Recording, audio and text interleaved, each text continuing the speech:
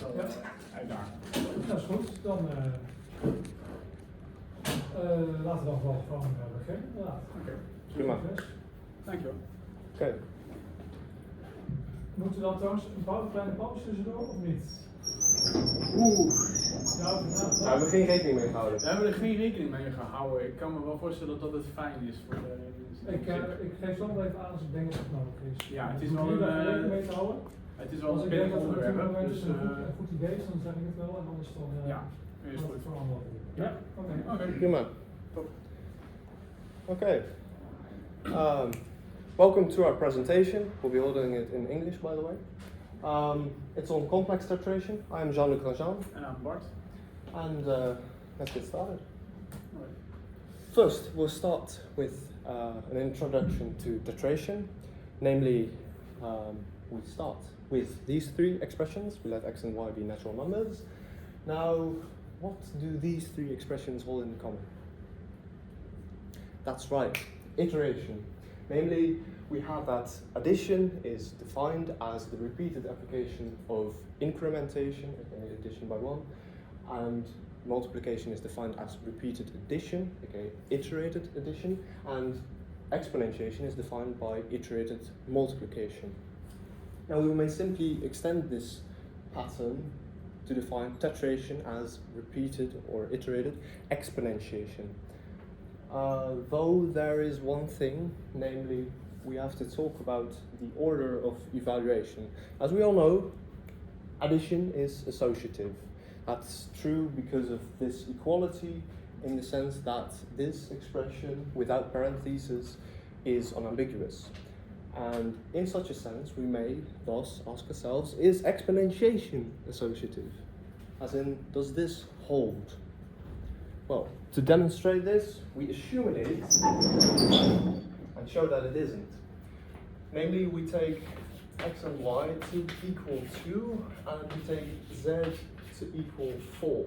And then we may see by our expression over here that the left-hand side evaluates towards 2 to the power of 16, which equals 65,536. Now, if we were to evaluate the right-hand side, we'd see that this evaluates to 4 to the power of 4, which is equal to 256. Whereas then by our assumption, these two quantities would be equal, but generally I think we could all be able to say that they aren't, so we get a contradiction, and hence we may say that exponentiation is not associative. Now, we can thus make a choice, namely, which we need to, because this would be ambiguous, because exponentiation is not associative. We make a choice that we define titration to be right associative iterated exponentiation, in the sense that we evaluate from the right to the left. If we were to alternatively define left associative iterated exponentiation, then we may see that there is a possibility for simplification, namely that we get a fixed amount of exponentiation that determines this definition of, or alternative definition of titration. Now, we will give a small example for natural titration with base 2. Namely, first one is kind of trivial, namely it's just 2. Second one would just simply be 2 to the power of 2 equal to 4. And the third one would equal 16. Now if you take the fourth one, as we might have seen before, that's equal to 65,536. Now, we may consider 2 to the power of 65,536, which is equal to 2 to the titration of 5. Does any one of you know what this quantity is? If you do, raise your hand. No one? No one at all? It's quite trivial actually, it's just 2.0035 approximately times 10 to the power of 19,728, namely this. It's quite big, but come on, you guys are mathematicians, right? So, okay. Now we may consider the sixth titration, and then we may see, generally, if we try to compute it in Python or something, we get overflow. But we can also note the conversion formula for titration, namely that each time you get the previous value to the power of 2 in the sense that it defines this recursive relation, which is equivalent to our earlier given iterative definition of tetration. Now, you may ask yourself a question like this: how could we continue? How can we extend tetration beyond the natural numbers? So then we go to the integers, of course, and we let b be the natural numbers bigger or equal to, and we say that n must be in the integers and bigger or equal -2. We'll soon see why. We also assume that our function is continuous and strictly increasing the variable x, where the last thing arises quite naturally from the previous slides. So here you see the recursive formula again. It holds because of this.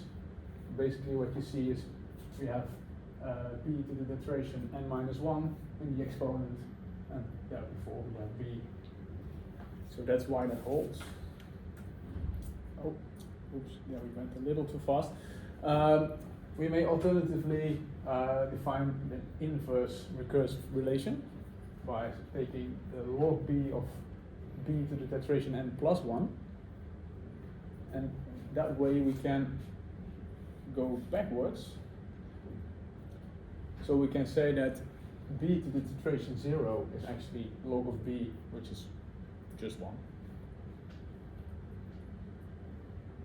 Then we go one step back again, and we get 0 for b to the tetration -1. And for the last one, well, we say that in the limit from the right side it goes to -infinity, so that's why it's defined as -infinity. And well, now you see that we can continue down. That wouldn't make sense. So. Also note that we could alternatively write it, of course, like this, with limit x to -2 from the right side, b to the tetration x will equal -infinity. All right. You had this slide, right? On the. Oh yeah, sure. Yeah. Here we have the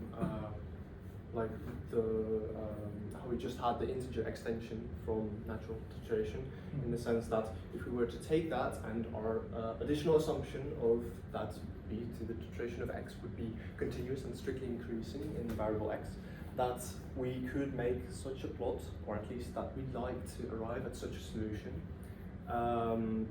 that it maps the real numbers greater than -2 to the real numbers, and in such a sense as a first quadrant is at -2, and kind of behaves like this, surrounding the values -2, -1, 0, and so on. Yeah. So now we can ask ourselves, how can we continue from non-integer heights? So you've already seen this one now, how we can extend towards the integers, and we see that the values, they lie in the integers, including -infinity. So what kind of values can we think of? First, we'll go to the rationals. So we may ask, what would 2 to the tetration half be? We don't know yet, but we'll find out. Then for the real numbers, you might ask, what would e to the tetration pi be? And for the complex numbers, we could say, like, what would e to the pi I be, or e to the tetration pi I, I should say. Our paper talks about the Niese solution. We'll work towards the Niese solution, and that actually helps to figure out What did you say, Niese? the Yeah, it's the Kneser, it's probably right. Yeah, it's Kneser. Kneser, actually. Oh, It's the name of It's the name of a mathematician. Okay. Yeah. And well, if we know that type of solution, then we can answer these questions. So that's kind of interesting. Yeah. So now we have a small sequence of references. Namely, we take ref defined on the natural number smaller or equal to 2. It's quite small. And it sends it to M, where M is the set of mathematical papers. Now, We sent one to this paper, namely the paper by William Paulson and Samuel Cowgill in 2017, where they went on about solving for complex tetration, is how you can interpret the title. Then we have the second reference, which actually their work is based upon, namely by Hadamard Kneser, whose work is represented in their paper and referenced as Kneser's solution. Now, we go over the structure of the paper shortly, and this is the actual title they hold, whereas in their title they use this functional equation, which actually comes down to the recursive formula we had denoted earlier for base 2 and base B as well. And in such a sense, essentially they're solving for this function that satisfies this functional equation,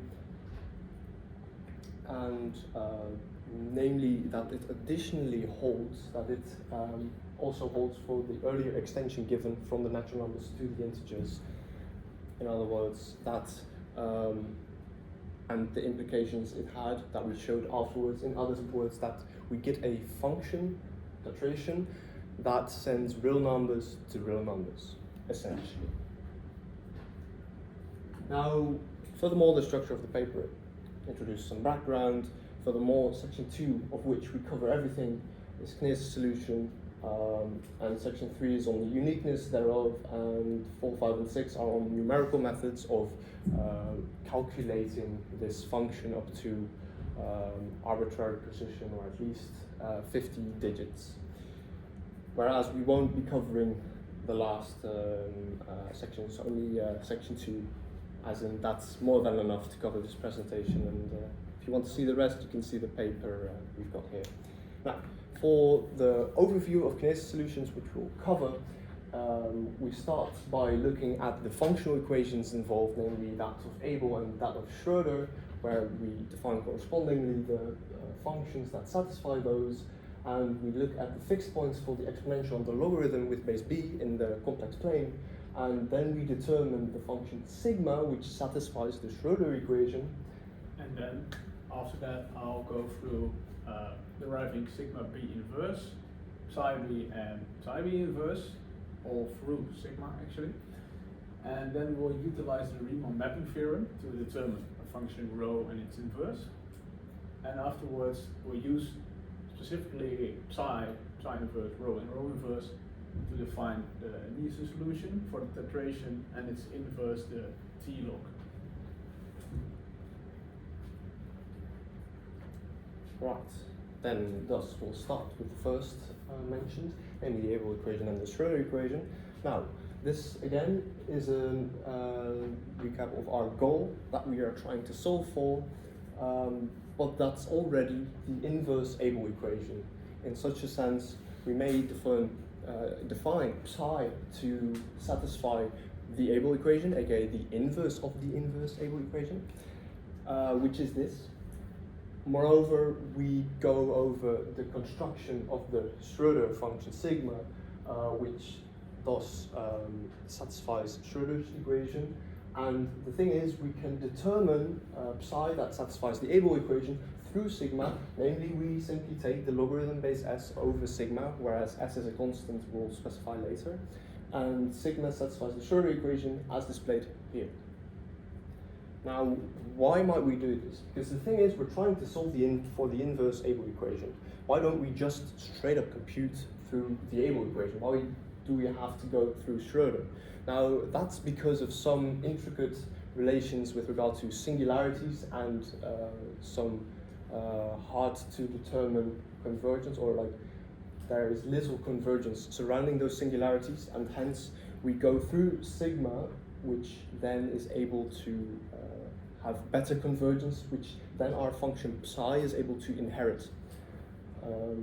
Moreover, we have a concrete or semi-easy way, if you'd even consider it easy at that, to determine sigma. Namely, we go through Koenig's theorem to determine sigma. Whereas Koenig's theorem states that if we have a function f of complex variables that is invertible at its domain, analytic at its fixed point L, so it must have a fixed point, with the constraint that S, which is our earlier mentioned constant, which we would specify later again here, which is the derivative of f at its fixed point, and if we take the modulus thereof, we must have that it is greater than 1. And if this is satisfied, then Koenig's theorem states that there exists a unique analytic function sigma, which is analytic at and near the fixed point L, which satisfies these constraints, aka it's 0 at this fixed point, and its derivative is equal to 1 at this fixed point. Moreover, it satisfies the Schrödinger equation with regard to our function f. By the way, in that sense, the Schrödinger equation is able to be interpreted more generally with regard to any function. But also, our function sigma will be invertible. Now, the idea is thus to find a fixed point for the exponential of the logarithm with base b, to construct sigma. Now, why would we consider log as well? Because first of all, we were looking at exponential and the iteration thereof. That's due to the invertibility constraint of Koenig's theorem, as we state there above. Now, why do we constrain b in R such that b is greater than e to the 1 over e? You might have noticed that we had done so earlier, like over here. We've put b to be in the real numbers greater than e to the 1 over e. We constrain it in that sense because if we were to take, for example, b equal to e to the 1 over e, we may observe that it has exactly one fixed, real fixed point. And by the way, for also clarification, a fixed point of a function f would generally be where the output is equal to the input. That's a fixed point for it. And thus we have one intersection with the line y equals x, equivalently a fixed point, for b equals e to the 1 over e of the exponential with base b. And the black lines suggest convergence to this fixed point in the middle there. And thus there's a real fixed point. If we take b smaller than e to the 1 over e, we can see it intersecting at 2 points, and hence there are 2 fixed points. And thus we get convergence to a real fixed point again. But if you take b greater than e to the 1 over e, we can see there's no real fixed point because there's no intersection, and thus our black line that should converge to a fixed point diverges. And we want to look at the complex fixed points, which exists when b is greater than e to the 1 over e, because we want to look at the complex behavior of the exponential and the logarithm through which we may determine our unique complex solution. If b is equal or smaller than e to the 1 over e, we get that our complex solution would not be unique. Now, we briefly go over the complex exponential and the complex logarithm, or principal complex logarithm, whereas simply you all should probably know this power series expansion for the exponential. It's the same for the complex case, whereas moreover we can say that the function is holomorphic and over the entire complex plane, and that this identity also holds with regards to the complex exponential. By the way, holomorphic is simply complex differentiability and equivalent to analyticity, which we'll also utilize later. We now have the principal logarithm, which is a branch of the entire logarithm because it's multi-valued on the complex plane, which is quite important. So we define the principal logarithm of a complex number to equal the logarithm of the absolute value of the complex number plus I times the argument of the complex number, whereas the argument is simply the angle the complex number has with regard to the real axis. And it thus lies in negative pi and between negative pi and pi, whereas it can equal pi and not equal negative pi, which is just the restriction we take. Moreover, the logarithm is holomorphic on the complex plane without the negative real axis, and the point 0 is a singularity. We can also see some of the geometric intuition through some figures like this. whereas we can see that it maps this rectangular grid to a circular kind of grid, and you can see what it does to lines separately as well. And then moreover, if we were to take a look at the principal logarithm, we can see also some more behavior of that one in particular, namely that it has a discontinuity if we cross the branch cut on the negative real axis. Yeah. And it practically inverts the exponential mapping. That's really quite obvious. Right? Now, we go on by going over the product logarithm. Whereas the product logarithm is simply defined as we denote here by log, and it's pretty much just the inverse of the product exponential as denoted here. But more specifically, we have that for all complex numbers z and w, there exists a n in the integers, which satisfies this, whereas we denote with a subscript after the bracket for the specific branch taken, because again, the product logarithm, much like the regular logarithm, is multi-valued on the complex plane, and thus we need to specify a specific branch we take.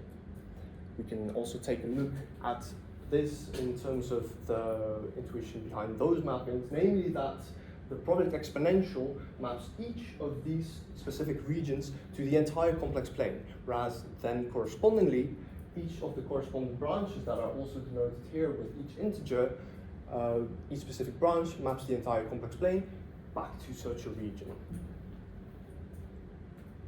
Now, we start by looking at the fixed points for the exponential. Namely, we assert through this proposition that this set is equal to the fixed points of the exponential, which is given in terms of the product logarithm. Whereas we will prove this, namely we start by simply taking the fixed point equation for the exponential, again b to the z is equal to z, then we divide both sides by b to the z, we get this, we then rewrite to base e, and now we can multiply both sides by the negative log of b, and now we may note that this equation is quite symmetric in the sense that this is actually the product exponential. Hence, we may apply the product logarithm on both sides, and thus we get this, and thus we may now isolate z and get our expression as we have denoted there above. We did do something implicitly here though, namely we didn't specify a branch, but that's okay because we have an equation, and thus what this multi-valuedness of the product logarithm means is that every single branch of the product logarithm in this case would yield another solution for our equation. Now, a simple fun fact is also that we have for the zeroth and the negative one branch of the function that would give some fixed points for the exponential with base b is that it has an analytic inverse, which is quite a natural, naturally derived thing. Namely, we can simply take the power of 1 over z on both sides, and bam, we're done. So that's a nice thing to easily derive. Now we go on by choosing a specific fixed point, because we had the set of fixed points just now. Well, now we will choose a fixed point LB in particular, which has minimal imaginary part greater than 0, and thus satisfies the fixed point equation for the exponential. And we assert that it is given by our earlier formula, specifically the negative 1th branch of the product logarithm. We reason this with plots, so proof by picture, if you will. We can see that generally, because of the negative signs in the formula that we have, the thing is we have to take into account the flips around 0. Namely that on the outside, the output would be mapped over 0. So this positive imaginary part of the product logarithm plot would go to the lower half plane instead of where it currently is. And this part is also on the upper half plane, so that would also get mapped to the lower half plane. But the thing is, we look for a fixed point with imaginary part greater than 0, so in the upper half plane that would be. And thus we look at the negative 1 branch, which lies in that lower half plane, and thus by the negation would come out to be on the upper half plane, so we take that one.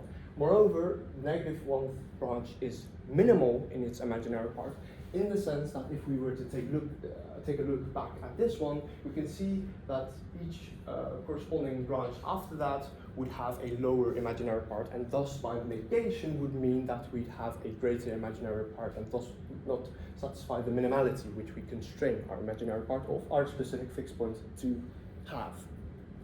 Thus, we can plot our fixed point L as a function of B in the real numbers, and we may observe that generally we have denoted values of B here in the sense that we start from e to the 1 over e, whereas you may also sort of see through intuition that it is real for e to the 1 over e, and as soon as it's greater than, it will become complex non-real. Moreover, it has a maximal imaginary part, approximately 1.604. As you can see, the value 2 is up there, and thus it's at least smaller than that, which is an important thing we'll use in a bit. Moreover, as b approaches infinity, we may see that the fixed point LB approaches 0, which is fun, but we won't use, but yeah. So, now the thing is, we want to appeal to Koenig's theorem with our exponential function, and it had these constraints, whereas as currently we have now that the exponential currently satisfies being invertible in the strip S with imaginary part of all complex numbers in this strip to be greater than negative pi and smaller or equal to pi, and we have that the fixed point lies in S. Why? Well, because we saw that its imaginary part is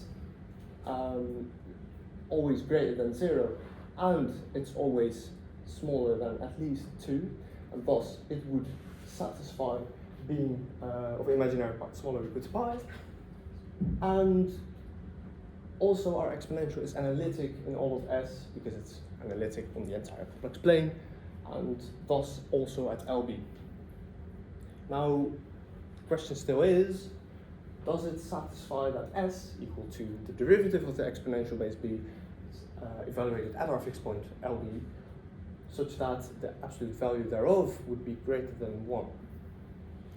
This is something we'll also show, in the sense that we may note that we can rewrite it as such through also the usage of the fixed point, in the sense that we rewrite b to the LB here as LB, and since LB is equal to the formula given right there, we may simplify and get that we can analytically also plot in such a sense the S as a function of B, whereas it would look like this, but we will reason again by picture that the absolute value is greater than 1.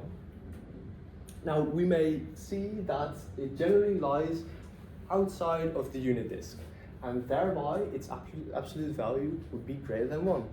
But we have to take into account here the part near where it seems to go towards the real axis, which we will then reason that that should also lie outside of the unit circle, in the sense that the behavior it inherits from the product logarithm is actually this behavior right here, as it shoots off perpendicular to the real axis, like this, which is due to our value b being greater than e to the 1 over e. And hence, because it shoots off perpendicular like this, we can see, or we can say that it generally does not coincide nor go inside of the unit circle, even at the part where it seems to nearly intersect. Yeah, that's the intuition, which I just said. Cool. Now, thus, we have that, moreover, our exponential now satisfies that the absolute value of S is greater than 1. Now, thus, Koenig's theorem states that we now thus have the existence of a unique function sigma, which is analytic at our fixed point LB, and satisfies these constraints as mentioned before. And thus, moreover, we may now see that we've gone through the Abel equation, the Schroeder equation, the fixed point, and thus now go over towards determining our function sigma. Because the thing is, Koenig's theorem yields existence. It does not yield a construction, and hence we will have to make one. We will determine one, or we will determine one through two others. Namely, we determine the series solution, limit solution, and accelerated limit solution, whereas the lattermost, the accelerated limit, is determined by our limit and series solutions. Now, we start by determining series, which will be of this approximate form. It's just a power series, really. There's nothing special to it, I guess. We have that our constraints, again, for our function sigma by Koenig's theorem, constrains that it satisfies the Schroeder equation, it's analytic at and near LB, which implies the existence of a convergent power series to our function at and near L, whereas we will determine the coefficients an to construct our function sigma. And we moreover can determine by these two constraints here that our coefficients a0 of the power series should equal to 0 and a1 should equal to 1. Now we will simply rewrite the exponential b to the z as we had over here the functional equation, which we will now utilize to determine the series, in the sense that we will write the exponential as denoted on the left-hand side of the functional equation as a power series expansion around the point LB, which we'll do as follows. Namely, we have b to the z, which we may use and creatively add by 0. Namely, we take b to the LB plus z minus LB, which then would equal b to the LB times b to the z minus LB. Whereas simply by LB being a fixed point, we may thus say that it's equal to LB times b to the z minus LB. And hence, we substitute for b to the z this exact form right up there, and then we can see we will write in terms of base E, and then we may expand the power series expansion, which we also showed earlier, for base E exponentiation, and then we may simply factor or exchange the factors and distribute the powers of k. Then we will do this subtle manipulation, namely we multiply it thus by LB for our construction, and then we subtract on both sides LB, and we get that b to the z minus LB may be substituted later by this given power series of this form, which we thus will do. We start again with the functional equation. We will substitute on both sides our power series, which we know by the analyticity of our function, and then we may substitute our earlier given power series, which we thus derived for the expression b to the z minus LB, which we just substitute here like that. And then what we want is to expand this in such a sense that we get coefficients alpha m in such a way that we might equate coefficients to solve for the coefficients of the power series, and hence construct our function sigma. Thus, we take this equality, which we thus want to look at in the sense of determining alpha. We fix m in the natural numbers and thus want to determine the coefficient alpha m, which is the coefficient in the term that contains the factor of z minus LB to the nth. And we reason in the sense that we may simply take a finite bound for both sums in this case, in the sense of truncating it to determine our specific coefficient which we wish to determine.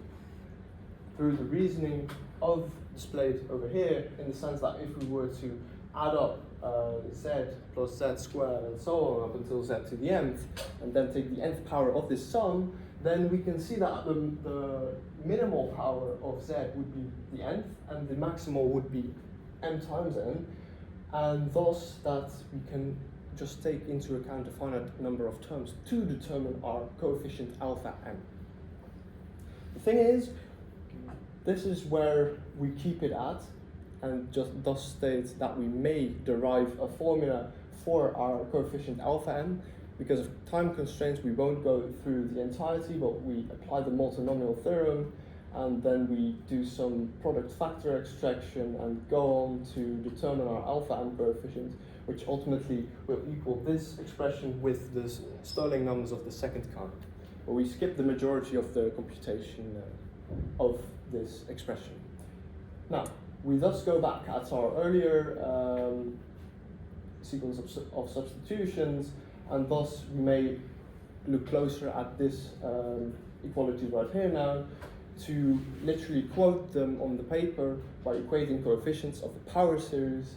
We find that we may take this expression for fixed m in the natural numbers, substitute our alpha m as found earlier, and now we may rewrite in the sense of determining a recursive formula for our coefficients am.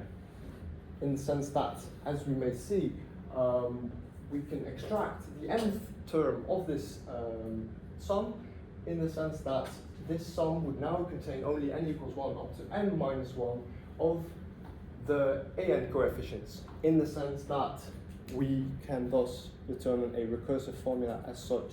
We may factor out and thus get this one right here. This is our recursive formula for am. Now, the key derivations are that we take the analyticity of our function sigma to then determine the recursive formula for our coefficients. Moreover, we may determine, through another complicated process we won't bother you guys with, that we may iterate this recursive formula and determine a sort of form for these coefficients, which is this, and correspondingly we will we could derive a recursive formula for the polynomials that are mentioned in this form of these coefficients with these additional constraints, but we won't be going into that further. We just wanted to show some cool math in that sense, I guess. Right, now we've determined the series solution to some extent, I guess. Now we will go on to the limit solution, namely this one. Why do we need a limit solution? It's because of the convergence, namely the series only converges in some disk, as noted above, around our fixed point LB. And the limit solution actually gives us convergence on the entire upper half plane, which and some part of the real plane at that. And ultimately we may combine those two solutions to make the convergence even faster at that. Yes. So we go to the limit solution. But we first recall some of the earlier propositions. We determined the fixed points, we determined a specific fixed point which we look at LB, and we also go back to having the absolute value of our constant s to be greater than 1, which was the derivative of the exponential at our fixed point LB. Yeah, so now we'll quickly prove this proposition, which is quite elementary at that as well, in the sense that when we consider a fixed point in our strip, earlier determined, then a fixed point for the exponential is also equivalently a fixed point for the principal logarithm, in the sense that if we were to take b to the L, which then thus would be equal to L by being a fixed point, then we may simply take the logarithm with base b on both sides. And thus, as you may know, this would become quite simple, which would simply come down to this. Whereas we may observe that the output is equal to the input, and in such a sense, again, we have a fixed point, but now for the function logarithm. Now we may determine the notion of extraction of a fixed point, which we will utilize in a bit. Namely, that if we have a function f of complex numbers and a fixed point L, then we have that its attraction is determined by the absolute value of the derivative of this function at its fixed point. And if it's smaller than 1, then it is attracting. If it's greater than 1, then it's repelling. If it's equal to 1, further analysis is required, but we won't cover that here. The intuition behind it is namely an approximation in the sense of that the iteration of f over some complex number close to our fixed point, then we have that it's approximately equal due to the analyticity at our fixed point, which we also assume here. I don't think we've written down, but in any case we still assume that. Then we have that it's approximately L plus our derivative at L to the power of n times z minus lb, L. Whereas you may know that if you have a value that has absolute value greater than 1 and you take the nth power of that, where you take n arbitrarily large, then you may see that that goes off to infinity. And if you have a value that has absolute value smaller than 1, then the nth power for n arbitrarily large, you can see that that goes to 0. Hence, convergence or attraction and repulsion. Thus, we will now look at the concrete case of the convergence of the logarithm. We assert that for all complex numbers in the upper half plane, that limit as n approaches infinity, the logarithm base b, n times iterated over our complex number z, would equal our fixed point, lb. Whereas, firstly, we can show that lb is an attracting fixed point for the logarithm. Namely, we have proven, and that's a spelling error. Okay, we've proven that the absolute value of s is greater than 1, and we may see that the derivative of the logarithm simply comes down to, when evaluated at lb, is equal to 1 over s, and, well, the absolute value of 1 over s is obviously smaller than 1 if the absolute value of s is greater than 1. Thus, we have that lb is an attracting fixed point for the logarithm.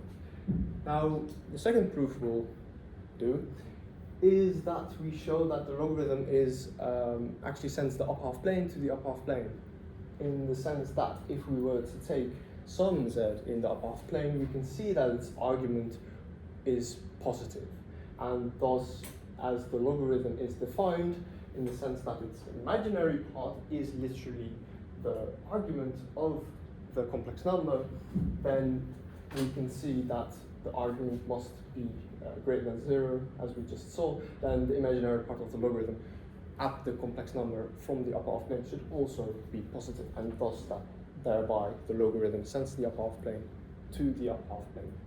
Now, we moreover state some theorems, which we won't go into detail. If you want to find out the details, you can later ask us or look it up yourself. By the fundamental normality theorem, we may conclude normality of the iterates of the logarithm, which we call f here, restricted to the upper half plane. And then we appeal to the Ascoli-Ozela theorem that concludes equicontinuity on compact subsets for our family of iterates f. And then we leverage the property of Fatou sets to conclude with our proposition, namely that the Fatou set, the upper half plane, is contained in the Fatou set for the logarithm due to equicontinuity, because Fatou set is equal to the domain where the logarithm would satisfy equicontinuity. And by another theorem, we have that any connected component of the Fatou set of the logarithm, in this case, thus yields that entire connected component, which thus is the upper half plane, yields being a basin of attraction for our fixed point. Thus, the logarithm converges on the entire upper half plane. Then we may simply extend the convergence of the logarithm to a part of the real line, okay, where the imaginary part is equal to 0. Though we exclude some singularities, namely the integer iterates of tetration. Whereas, obviously, okay, perhaps not obviously, but still, if we were to take the real numbers without those singularities, then like any real number that is not such a singularity as denoted in our set T above, we may note that there exists a natural number such that the iteration of the logarithm with base b over that number would yield that it would be able to lie in the negative reals due to iteration in the sense that the logarithm each time sends intervals between those values given by the set T to the previous interval. Yeah, I might have constructed that better, but okay. We may thus reason without loss of generality that the logarithm sends the negative reals to the real numbers plus pi I, and since that lies in the upper half plane, the logarithm sends the upper half plane to the upper half plane, we can conclude our proposition. Okay, this was one of the last things we've done, so that's why this argument is not really presentable on that kind of notice. But we'll continue anyway. We have thus our limit solution for sigma now, which we arrive at, whereas we will thus prove that that is the case. Now we start with the Schroeder equation as we've shown before. We simply take its inverse in the sense that we multiply by 1 over s and take the logarithm instead of what the usual is. Then we may manipulate it as such, and then we may iterate this expression n times to get the following, and thus we may now also take a look at close at LB. Then the function sigma is approximated by its linear approximation in the sense that it is analytic at the fixed point, and thus we may more rigorously state it like this with the big O notation. And the linear approximation simply is z minus LB because our zeroth coefficient is equal to 0 by our constraints, and the first coefficient is equal to 1. And now we may combine star 2 and star 1 to the nth in the sense that we may rewrite it as such using the linear combination, using the iteration of the logarithm and multiplying by s to the nth. And then we may conclude that the limit as n approaches infinity, because this would converge to that due to the convergence of the logarithm to the value LB, and thus it also converges on all of the points that the logarithm converges at. Now, moreover, we may go simply straight to this accelerated limit, in the sense that it essentially is the same thing as we just saw, but instead of a linear approximation, we take the nth approximation, which we may do due to having determined the series solution. And thus we take the nth approximation, and we may rewrite that thus as the power series, truncated up to the nth term, and then we may again combine star 2 and star 1 to the nth to get again our limit in very much the same sense as we just had gotten, and thus again by the logarithm's convergence we get that this limit should hold. Now we have looked at the limit solution and at the accelerated limit solution, and thus we've determined the construction for sigma. Now we will go to Yeah, now we'll derive sigma inverse psi and psi inverse through sigma.